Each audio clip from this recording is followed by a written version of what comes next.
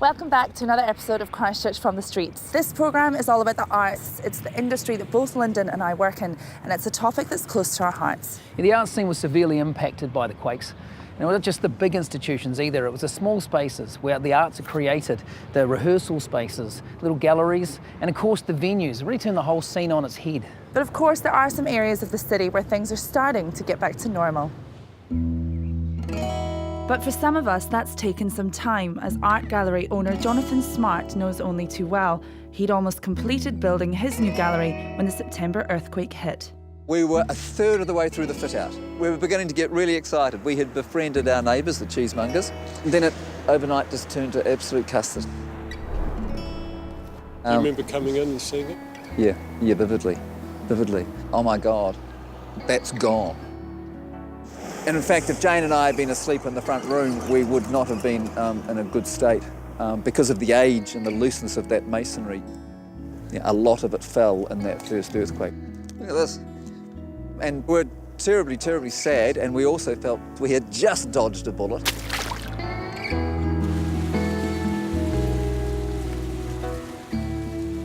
This was the dream. This warehouse, you know, with a reasonably good clientele close at hand, but the dream was gone. I'd lived and worked here for a long time. I thought, wow, do I really want to go? I thought about that and I thought, oh, no. Could have swept the floors. In some respects, I'm not a deeply practical man, but I had no idea what to do.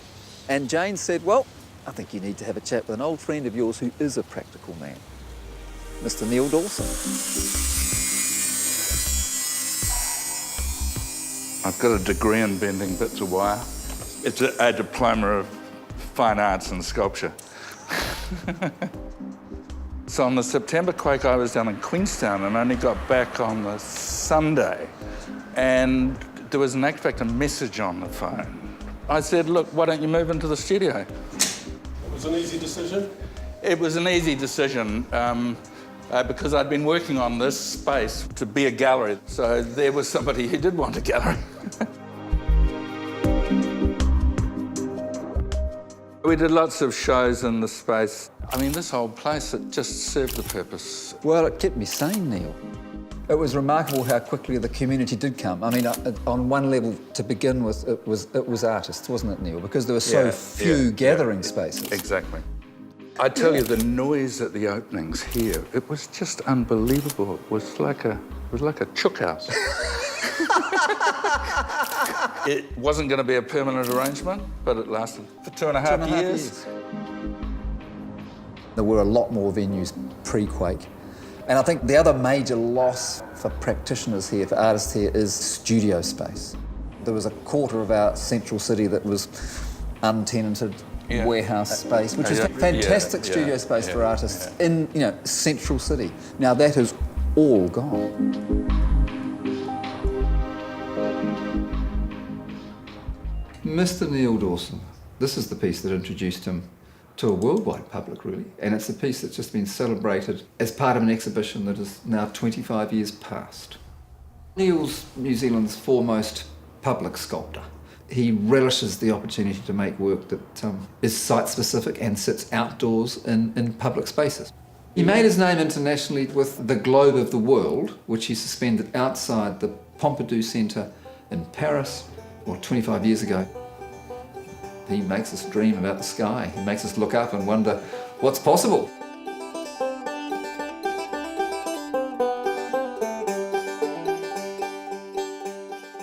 I did a piece called Spires, which is sort of temporarily installed in Latimer Square in front of the cardboard cathedral. And it's modelled on trying to remember the cathedral spire and what it meant to the city, because I think when we lost that, it was like a stake through our heart. He was wonderfully generous. It worked for us both. It was social for Neil and it was very practical for me. You knew you had to move out, really, eh? I did. One day I was driving Fiona Partington to the wonderful second-hand store down the road and we drove past a little warehouse and here it is. What I really like about the space, that I've got that sense of scale alongside a sense of closeness. It's a very central location, Buchan Street, Sydenham. It's a place where people come to work. It's not too glamorous, it's gritty. I like all of those things, and I like the fact that, but I've always dreamt of presenting to Christchurch good quality visual art in a light industrial setting. I hope that in 15 years' time we'll look back on what's happened to us in the last 5 and go, wow, we now have a bustling, outward-looking city that pre-quake we might not have had. Whilst we've lost gallery and studio space, Christchurch artists have not stopped working. Their art has moved from the galleries to the streets, making it more accessible than ever before. We've enlisted community arts organisers Jessica Halliday and Coralie Wynne to show us the city's street art. This artwork is one of my favourites. It's by Askew, and I love it because you look up and you just see this beautiful blue colour and this bright faces. I just think the placement of it in this kind of pocket gap, as I call it, walls either side, it's really bold. Do you think this is quite a unique time for things like creativity, for arts, for innovation to flourish? Absolutely. Yeah. Partially because there's such scope and potential. You know, there's so many vacant sites, there's so many blank walls. And the scale of it, it's so extreme. You can't but look to a future city because the scale of what's happened is so enormous. And also because I think there's a need. Like, you know, there are so many people who've got a desire to participate and a desire to be part of the remaking of Christchurch. Take street art, or take particularly graffiti, for example, you know, which was which used to be deemed illegal and to some people immoral. How have attitudes changed towards the legality of things, or the way that things are allowed to happen now? Yeah. I think there's still an awkward line. I think a lot of the large-scale street artworks that you see are sanctioned. They do have permission to use walls. I do think we're seeing a lot more people just kind of going and doing things. New Zealanders are interesting in that they have this sort of number 8 wire mentality, like just have a go, screw the government, we're going to get on with it. But then at the same time, they're quite law-abiding. Yeah, that's so true. And they need, do you have to get permission to do that? And I think it's really interesting, isn't it, in Christchurch, where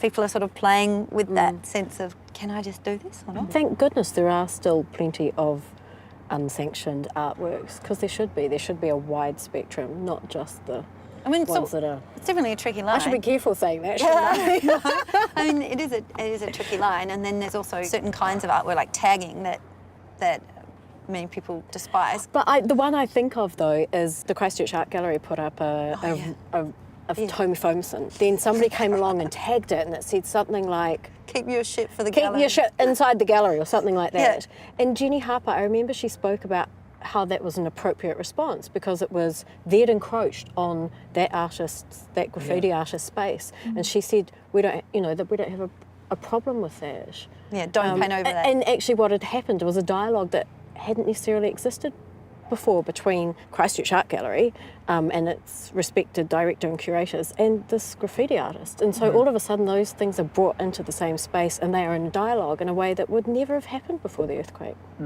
What do you think having this art in these spaces, having a real visible sense of art in the city, has done for the well-being of Christchurch as a whole?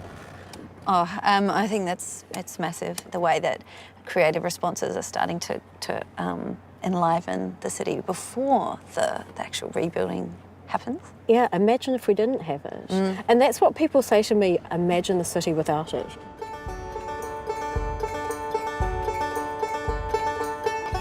We lost so many public art spaces, the art gallery, the town hall, the arts centre, but one place that responded quickly to their loss was the Court Theatre. It was the first thing to be rebuilt with public money after the quakes. The new Court Theatre opened on the 10th of December 2011.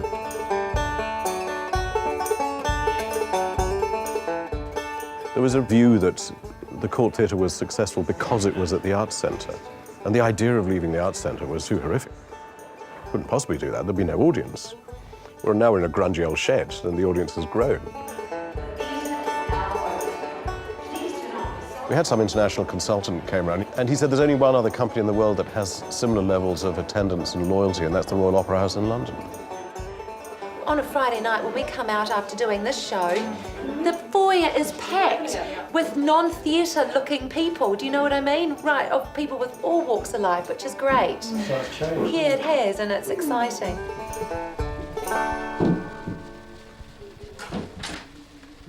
First time.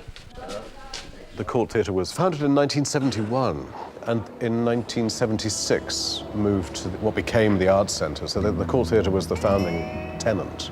I come by note to give and to receive, as doubtful whether what I see be true. People are a little reluctant to go to the theatre, which is perhaps a luxury from their point of view. The fact that we were in very beautiful neo-Gothic buildings was for some people a barrier. It was seen as a middle-class, elitist activity by some. But remove that barrier, and that I think actually brought people along to see what was going on. Trying to find new premises. We were looking at things a long way in one direction or another. And the problem with something that's a public amenity is that you want it to be as central as possible. If you really did make such wonderful clothes, why don't you wear them? Oh, I couldn't! Ah, yes, you could. I won't mind. Let me help you under it. I'd seen all these dreadful properties. The agent that was showing me around said, there is one more, there is something else, but it's horrible, you won't like it. He said, it's in Addington. I thought, that's rather good. It's about as near to the corner of Hagley Park as you can get without actually being in the centre. It's on the other side of the railway tracks. Yeah, it's on the wrong side of the railway tracks. That's where theatre should be. We didn't have the money to pay for this, so we had to run an appeal. So we raised all that money as we were building. Was it dilapidated? Yes, it was. But it was sound. It had come through the earthquake incredibly well, so that was good. And wonderfully, it's got car parking. I mean, that's very popular with the audience. When we designed this, it was to replicate what we had at the Arts Centre, and we very deliberately did that to make a point, and it was psychologically important at that stage. The workshop where we build the sets is on site, so we're just behind the stage at the moment. That's the luxury? Well, it's a necessity. We used to have a workshop when we were at the Arts Centre, which was off-site, because we'd outgrown the Arts Centre, there wasn't enough room. When it's disassociated with the theatre, it makes the logistics of building and designing and the conversation that needs to be continually happening during that process is disrupted. So this is much, much better to be together.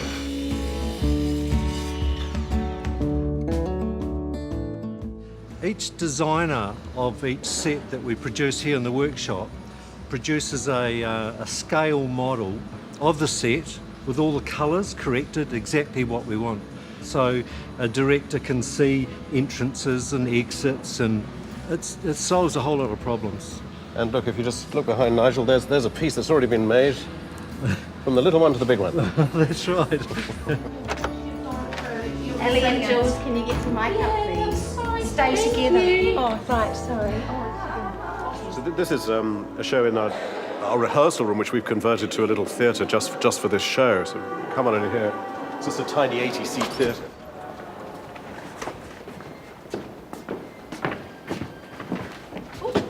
Excuse me. If we just pop in and look at this with the camera? That's fine, yeah. Do you want lights on? We had a second theatre in the Arts Centre, but we lost that. So this we use just to do 2 or 3 shows a year to let everyone know that we've still got this commitment to doing new work, which is really important for us. So we just put up some rostra and put some seats out, and very simple stage. It's got fantastic reviews, so it's wonderful. In the first performance, that must have been an extraordinary night. Yeah, it was very moving. It was wonderful showing people into this, to provide something for people to go to, and seeing this company rise from the ashes. The court is part of the plan for the Performing Arts Precinct, and we're told that they will be building a full production facility, so we should be back to 2 theatres. Once they can work out who's paying for it. Is there a bit of debate about whether you should leave this wonderful place? Well, there certainly is amongst ourselves, because we've got to go to something better for the audience. Otherwise, we might as well stay here.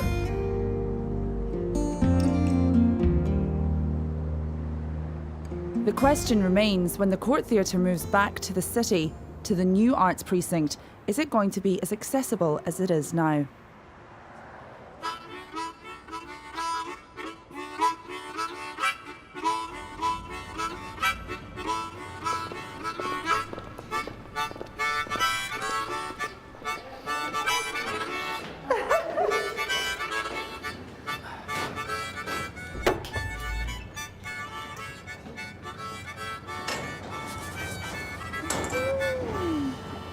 Amazing.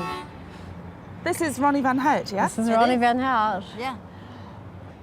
I think it's fascinating being up here, just a change of perspective, because it's actually really rare nowadays that in Christchurch where you can actually get up high and have a view. Yeah, Hey, absolutely. Forget, even just riding in a lift becomes exciting. Like, woo. Well, it's really indistinct, but you can see a Mike Hewson. So Mike does these photorealistic installations in buildings. He's done quite a few artworks. Can see the Phil Price nuclear sculpture, which has stayed all through the quakes. And we can see in the distance on the side of Les Mills another giant mural work that went in last year. What's happened in the last few years has demonstrated how creative interventions can take place in the city and what they can bring to the city. And I think that people have got a taste of that, and I think they want to keep doing it. I think a lot of people out there that want to contribute and will continue to want to do that. Is that part of what's going to be the legacy for transitional art? Are we setting the bar here? Internationally, Christchurch is being looked at because it has this abundance of creative interventions. I just think within Christchurch, people don't realise that it is. They see all of this stuff as being a quake response, which it is, but actually it's part of a wider global movement. Is there a place for art in the official plan? I mean, I guess art is in the official plan. There's the art, there is the arts precinct. Well, it's the performing arts precinct. That's true, sorry, yes. You know, it's not all arts, it is the performing arts precinct. True. Yeah. It's interesting though, because there are currently 2 arts-focused projects on that site. So right now you've got Julia Morrison's Tree Houses for Swamp Dwellers there, and you've got one of my favourite Gatfiller projects, which is the Dancer Mat, and they're both arts-centred projects. They're projects by artists for artists.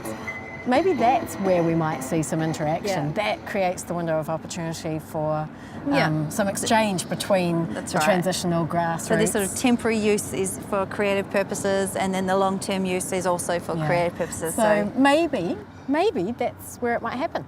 They might merge somehow. Coralie, tell us about your latest Gatfiller project. Recently we ran a one-day experimental project with Alejandro Hayek-Cole, where we created a pop-up grandstand to support people's watching of demolitions. Alejandro's here from Venezuela, and he's been in residence for 2 months as an architect. He's a bit of a rock star. Yeah, he is. He won the International Award for Public Art for his Caracas project.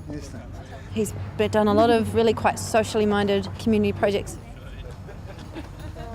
When these things happen, the people realize that we can reinvent also a new way to understand the life in the cities. No? Participatory democracy is the way that the people can demand the city that they imagine. No? Alejandro's been really fascinated by the way that people stop to watch demolitions, and it becomes almost like this impromptu gathering. He'd like to create some kind of instantaneous public space. Concurrently to that, Gatfiller are thinking about a new project for next spring and summer, which will involve a relocatable grandstand. Yeah, we said, well, why don't we collaborate and we can test this idea. Banana sandwich. Tiles were still all there, and the plastic things. There was a wall there this morning when I came. Was there? Oh, no.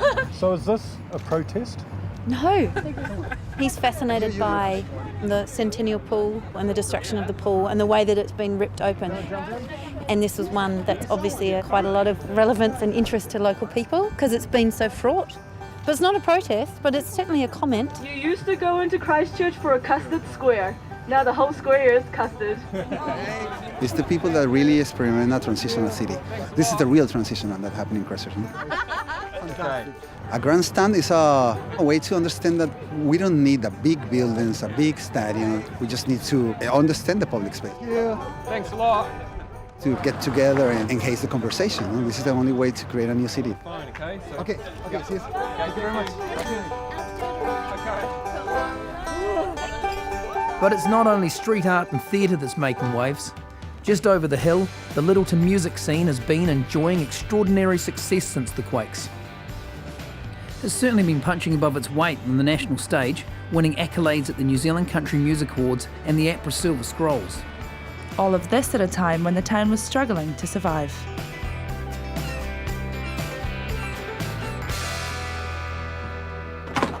My name's Ben Edwards, and I'm a co-owner of Littleton Records. Littleton is a really, dare I say, a little town. You know, your neighbours know you, there's lots of friendly chats and highs, and everyone's looking out for each other.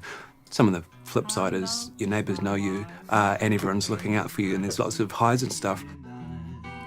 And there wasn't really such a thing as the Littleton sound, and I don't think anyone from here has really sort of coined or pushed that term, but what's happened since is people have just pushed themselves beyond what they were doing before the quake. You have reviewers now going, hang on, here's another album that's come out of Littleton. Here's another one. And then so you start putting these things together as a catalogue and going, oh, hang on, there actually is a bit of a sound here. But in terms of genre, they actually spread quite wide. So live well, my family. Live well, my dear friends. I guess if you're talking about the acoustic thing that we do, it's pretty unique in its own way. It makes me feel good because there's people here doing really good work, so it makes you want to work harder, and you know, it's competitive, but in a good way. I think that's a good thing, it's healthy. When I hit the ground in all my glory, I will know where I have come from, and in the shadow of the doubt that meets the morning. Yeah, this Littleton sound, one of the things that really helped for its success was the Harbour Union project, which happened pretty quickly after the February earthquake. Stand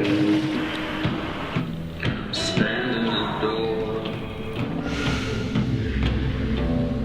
watch the world start rolling round the floor. Yeah, well, the February, the big earthquake, I was sitting across the road with Delaney Davidson, having a long black and planning our first Sad But True album when it hit. All we'd written was ghost country. There was some sort of force at work, for sure. It was a pretty emotional time. I remember Mal, he'd been pretty sad. You know, he's shedding some tears, just thinking about everything, because it was pretty heavy. We're making a record, which is a task in of itself, but this record is a special record because we're trying to make some money, and not make some money for us, we're trying to make some money for our town here, which is Littleton. I knew then something that's going to help us is singing. That was when the idea of the Harbour Union was born, and it was originally just going to be an EP with us and Unfaithful Ways, and then when I saw Marlon on the street here and back home, and I went up and talked to him, he was standing with Delaney, so I was like, well, let's get Delaney involved. And then Lyndon drove up, like literally drove up in his car, well, we'll get Lyndon, and then it was like, well, we've got to get everyone. I get to thinking of stopping and turning around, 'cause that hole more than 6 feet down. A few heads got bashed together and went, well, you know, why don't we beg, borrow and steal whatever we can, set up in someone's living room and just record an album. You know, there's nothing like making something out of nothing, pretty much. With the music community so close, it was a chance to, represent something and stand up, I guess.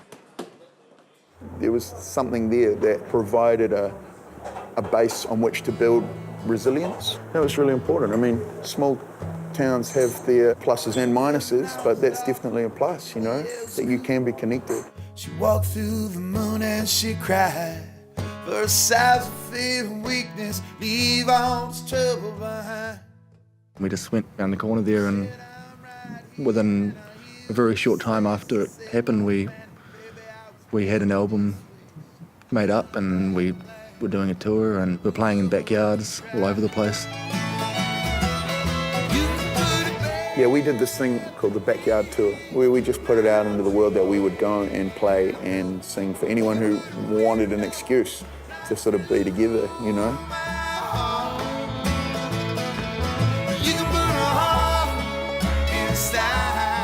Sometimes it's hard to see if that has any real worth in the world. But after that time, we saw that it was useful to people. It gives you a little bit of fuel to keep doing the things that you do. Because, I mean, it's not like playing folk music is a license to print money or anything, you know what I mean?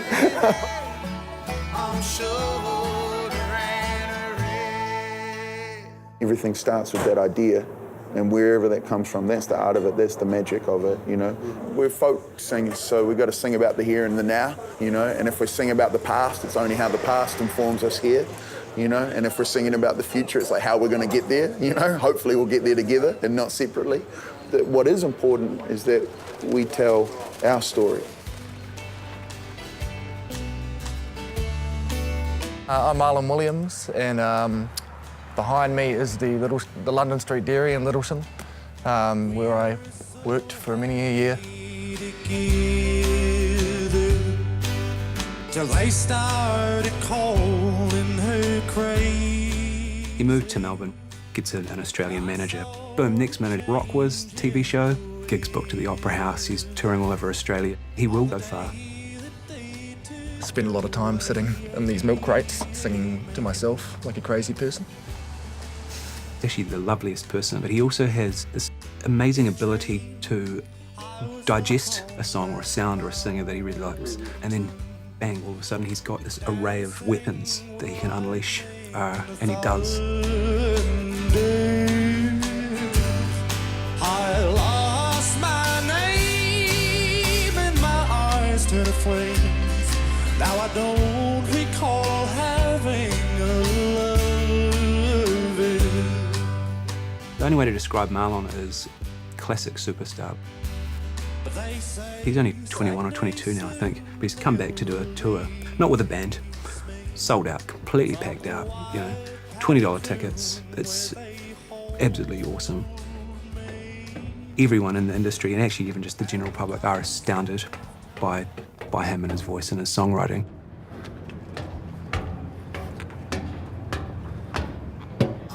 Hello,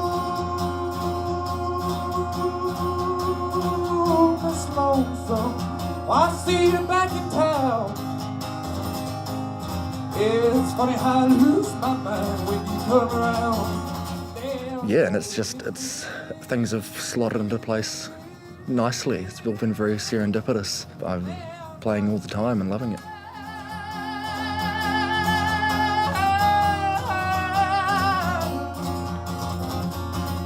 Miss Lonesome knows it ain't worth drunk, is lucky damn. Miss Lonesome knows it ain't worth drunk, is lucky damn.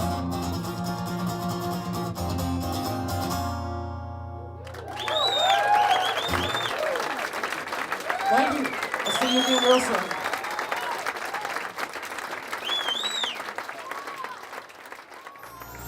Supporting local content so you can see more of New Zealand on air.